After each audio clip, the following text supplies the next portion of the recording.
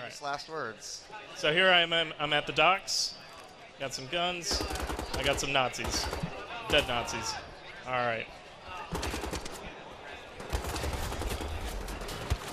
So, is there anything immediately that any fans of the New Order would notice, like different? I know we saw in the initial trailer, obviously there's going to be some new weapons. There was maybe a tease to some additional customization. What can you tell us about that going into this? Go ahead, Matt. As far as the new stuff, it's a sort of a combination of more of what you like and enjoyed about Wolfenstein, but with some new mechanics and stuff that make the game interesting. One of the things you saw in the trailer was this pipe mechanic that we added. Right. So it's a combination of a new melee weapon. You see Matt wielding it here. That gives you some opportunities to take down some of the heavier super soldiers that you come up against. But melee climbing. But it also offers some traversal options. So how to use it. Saw the climbing. So it allows you to do some more sort of exploration of gameplay space and some different traversal elements that we didn't have in. And we have some new guns as well. The bolt action rifle, which we'll see later. The Kampf pistol, which is really awesome. It's basically a pocket rocket launcher. We also have a new shotgun in the game. Anytime you can have a pocket rocket launcher, that's a good thing. And obviously for folks who, like yourself, who played the old Wolfenstein games, it's one of those things where you don't have to have played any of those, just like you don't have to play the New Order, but there's lots of little nods and stuff that, if you're a fan of the franchise, you've been playing this now for 20 years or whatever, you're gonna get a lot of sort of that nostalgic effect out of this and getting to stomp around Castle Wolfenstein again. And I mean, I really know that gamers appreciate that, whether they are being, brought into the new era and playing these games, or they came from the old school. Having those little throwbacks and Easter eggs, always. So you can see here, Matt's taken out one of the two guys that can call in extra reinforcements, and you can see it's giving him a notification. Getting hairy. Yeah. I did mention don't die, man. right? Don't throw grenades at yourself either. So yeah, I tried to go stealthy first, and I thought I was going to make it, and not so much. Things didn't go well. So there we go. And just like the other game, you have the option to do that. If you want to play a little stealthy, that's not me. That's not necessarily my style. Certainly there's parts where combat is unavoidable. Like you're not just going to tiptoe your way quietly through the whole thing. But there's definitely opportunities where you can decide to go more stealthy or more combat. And depending on how you do that, if you just want to go in guns blazing, you can. With a minigun. You're also going to end up fighting a lot more guys. Right. They're gonna call in a lot more reinforcements and make it a lot tougher to deal with. So looks like I got out of that okay. You did make it through. Glide. The one guy in the area is like, nope, I have a single job. One of the things to point out is while the New Order starts kind of pre-World War II when you're assaulting Death's Head compound, the majority of the game takes place in the 1960s. Right. The old one takes place in the past. So this is all sort of World War II era where the war is still going on with the Nazis, and BJ is trying to help keep the Nazis from winning the war. So a lot of what you see is going to be a little bit more retro technology. You're going to see kind of older versions of the Panzerhunds and the original versions of some of the super soldier technology. It's a little more sort of archaic compared to the New Order, but it's because this is when the Nazis were first starting to experiment with some of this technology. So your weapons and tech are going to reflect that. And it's always like interesting from a design perspective, right? When you go back and you're dealing with weapons and or technology that maybe haven't been introduced to the story yet, or like you mentioned, like the timeline doesn't fit. So is that challenging, or is it kind of fun to go, okay, how are we going to tackle this one? Yeah, I mean, I think it offers a lot of flexibility that designers are like anybody else. Like, you don't want to just keep doing the same thing over and over again, and so switching to a different era like this does give you some options. You can see here Matt using the traversal aspect we talked about, so he can kind of hold himself up with one arm as he's climbed up with the pipes, and then, again, we were talking about stealth versus combat, use a silence pistol to take out the guard. But yeah, it does offer designers and the team a chance to explore some new stuff and not kind of just do the same thing, same period over and over again. What would this have looked like for the Nazis back then? get a little creative with it.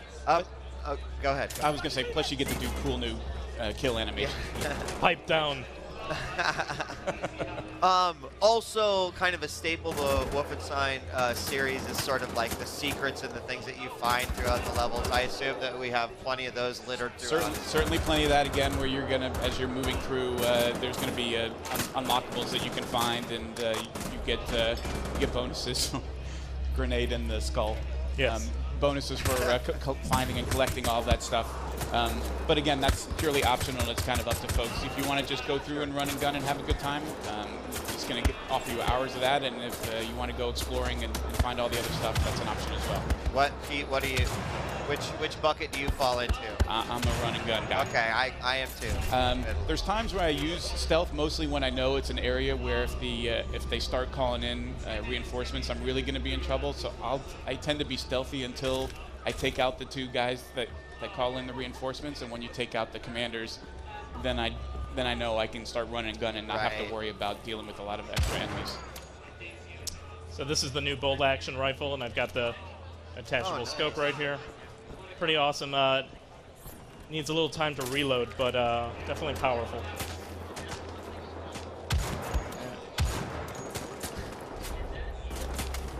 And obviously, as Matt's showing here, cover is still an important thing in Wolfenstein. Something that I think folks got used to the more they played through the New Order, that standing out in the open, not always the best idea, so leaning from behind cover, above it, below it, from the side, definitely important, as Matt's showing here. And it is an option with any weapon that you're using, whether you've got a scope or not, that you can use that to your advantage and not take a ton of damage while you're taking guys out. Yeah, I mean, I noticed even the cover system's incorporated into like the new, like the climbing and whatnot. When he got to the top, there was that prompt to also be able to lean. Yep. I guess we'll see it right here, right? Yeah, you're able to do that. I think there's a guy up here. Maybe, we'll see. But yeah, you can kind of go in any direction you want to use cover, and there's nobody there. So that's okay. Hey, buddy. Surprise.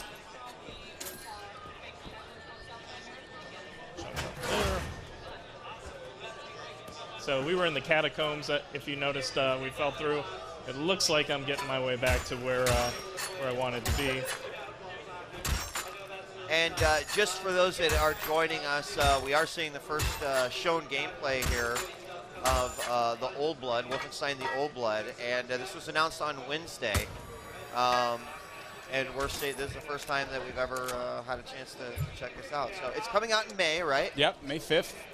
It is going to be for PC, Xbox One, and PS4, so just next gen.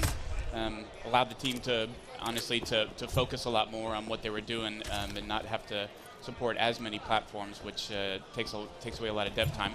Is 5 platforms hard to do? It turns out it is. Really? No. Having done that twice last year with Wolf and The Evil Within, we can tell you shipping on 5 platforms simultaneously is a ton of work. Yeah, I can only imagine. Boom. Nice grenade. So you guys, and I'd love to maybe talk a little bit more about that grenade.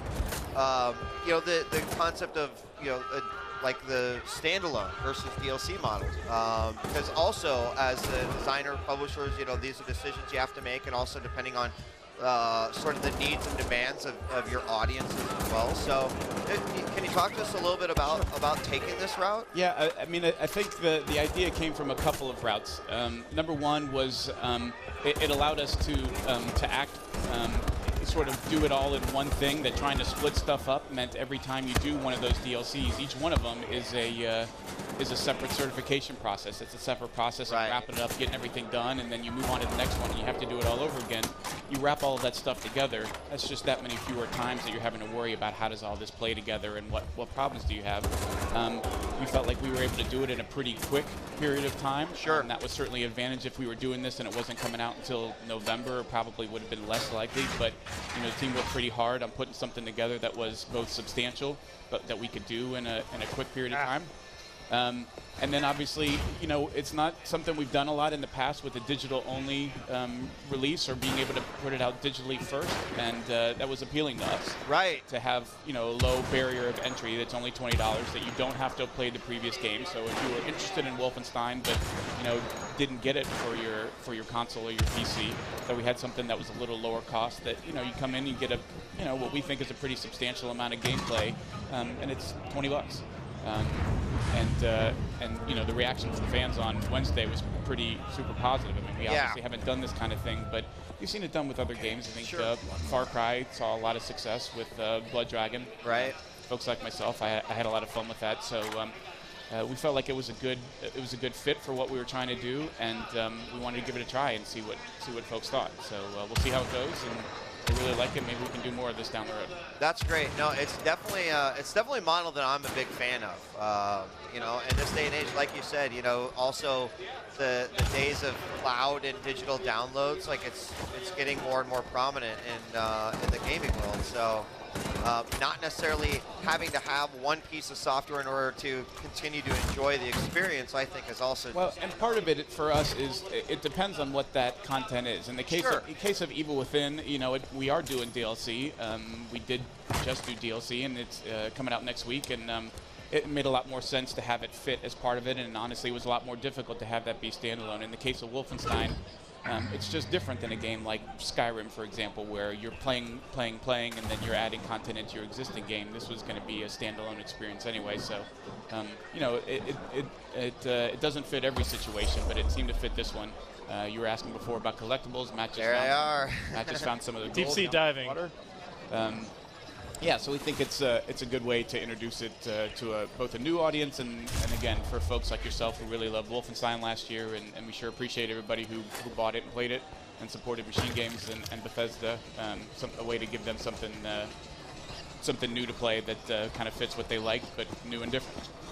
So tell me a little bit about just being able to write and create a story around this character, right? Like BJ is actually he has a lot of clout in the gaming world just because of who he is as a character. So I imagine it's got to be a lot of fun to be able to take control of him. One of the interesting things when we did the original Wolfenstein: The New Order was it turns out, even though this is a franchise that's been around for a while, that BJ himself didn't have much of a personality. Right. He was just sort of a big-necked guy who shot Nazis. Right. And I think one of the things that the New Order, and rightfully so, got recognized for was adding a lot of character and story and narrative and giving him some context and you know, making the choices that he was making meaningful and kind of understanding that, yeah, he kills Nazis, but it's really this guy who just wants to get back to having a normal life and a family, and the only way he can do it is to stop the guys who are trying to take over the world. So I think it was really fun and interesting for them to do that, to be able to kind of put a new direction on where this franchise is going to go going forward. That, you know, the action and the fun that you know, we're showing here is obviously a big part of it. That it turns out that shooting, strangling, stabbing Nazis is still pretty fun. But adding more character and story to that experience can be meaningful, and I think it was great to see the reaction people had to all of that, to BJ and Anya and the other folks that we had in the New Order, and you know, looking forward to the team being able to explore that going forward, because, you know, I think we did find at the end of the day that, you know, Wolfenstein does have a place, it is relevant. I think the Machine Games guys did a great job in bringing it back to relevance, and, you know, we're looking forward to down the road post this to seeing where those guys go, where this franchise goes next.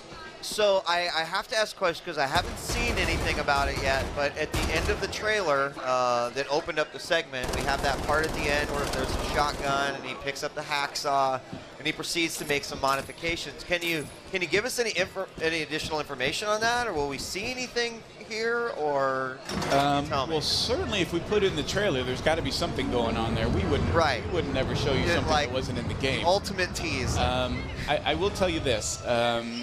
We're not talking a whole lot about that yet, but I will tell you that there's a bit more of kind of the occult in the Old Blood than there was in the New Order. Okay. A bit of a nod to some of the previous games, like Castle Wolfenstein, where there was some more kind of occultish stuff going up, and bodies falling through the ceiling and then being on fire and getting back up again. Something's obviously going on there, but what's going on and what BJ is going to have to deal with, we'll probably hold off talking about it a little bit. But you won't have to wait long. No, not at all. will be here before you know it. Not at all. Okay, and that was a good tease. That was good. Yeah, I'm okay with that. I'm okay with that. So I think we're going to jump ahead to another part. Okay, that's really fantastic.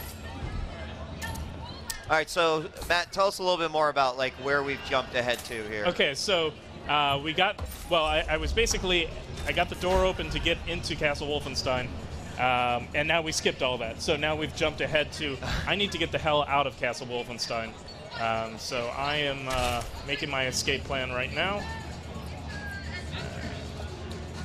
Pull this lever. Matt, I saw too, you ended just by the skin of your teeth. There's a couple times you were down to that 2-3 health, I noticed. It was a little rough, yeah. So so hopefully I can survive here. A little pro tip, if you see a hole in the door, might mean there's somebody waiting for you. Just shoot them. So that's that. Cover mechanic. Usually I gotta run like hell right here. Did I get him with the throwing star? I think I just called the knife a throwing star.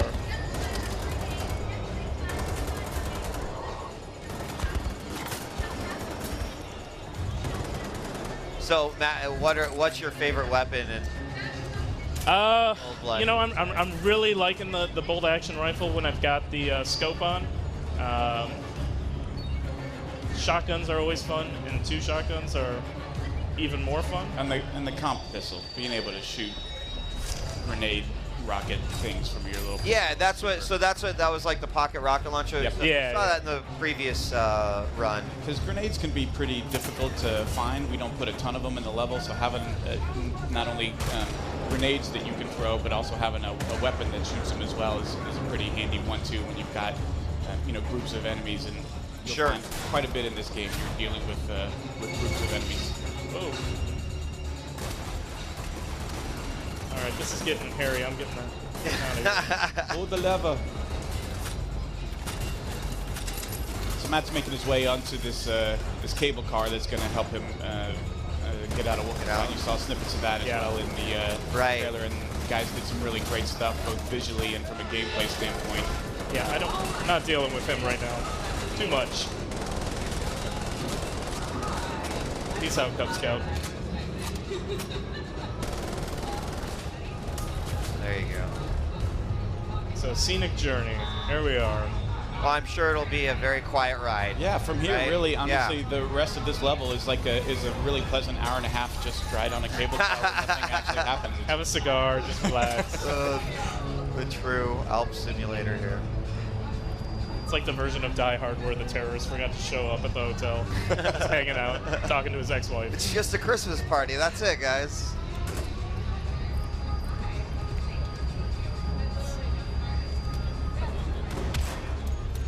Almost at it. So, yeah. The rival cable car. The West Side Story of Wolfenstein. Fierce competition. So he dropped a grenade. That's helpful for me.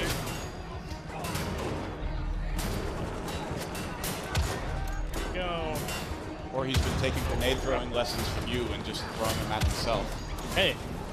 There was good. That questionable grenade toss early on, but I thought Matt could have just said, well, in case they came at me, I threw sort of a defensive grenade, if you will. But in truth, we know that's not what he was actually doing. Of course. Go. Did we get them all? No. Hello. There's quite a few baddies on that guy. Yeah, we were talking before about stealth versus combat and opportunities to do that. You're not stealthing your way out of this. Exactly. This is obviously one of those opportunities where the Nazis have to die, and you're gonna have to fight your way out. Yeah, if you duck down, they're not just gonna go away. Here's another example of being able to use your pipe for opportunities. Oh, okay. Melee.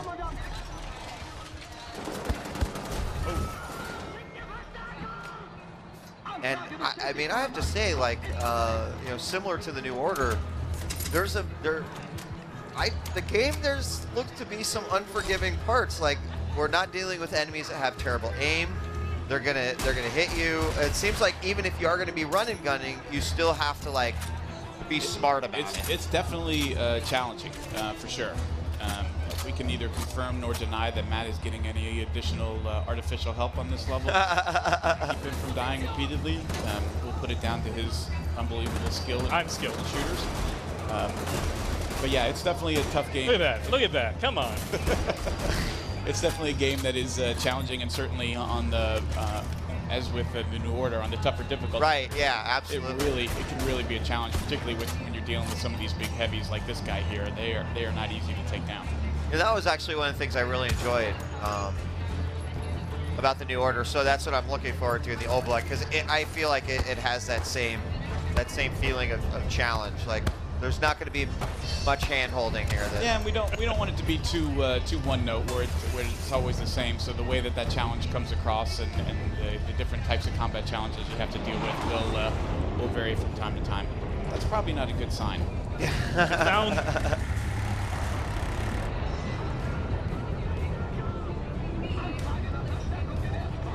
You may recognize those are the fighters that you end up facing in the early part. Right. BJ's assaulting Death's Head's compound. Everybody's got drones. Oh, these damn things. I swear to God. The number of times those things managed to kill me in the New Order. Attack from above, side. Yeah, this is. And drones. This is a lot right here. This is chaos. One drone down. Gotta shoot him in the leg. Their shooting right now is not very good, though. It's like a old G.I. Joe cartoon. They're all going past me right now. They are a bit far. Accuracy, length is not fantastic. Got them all. But that didn't go well. Uh-oh. Brudskis.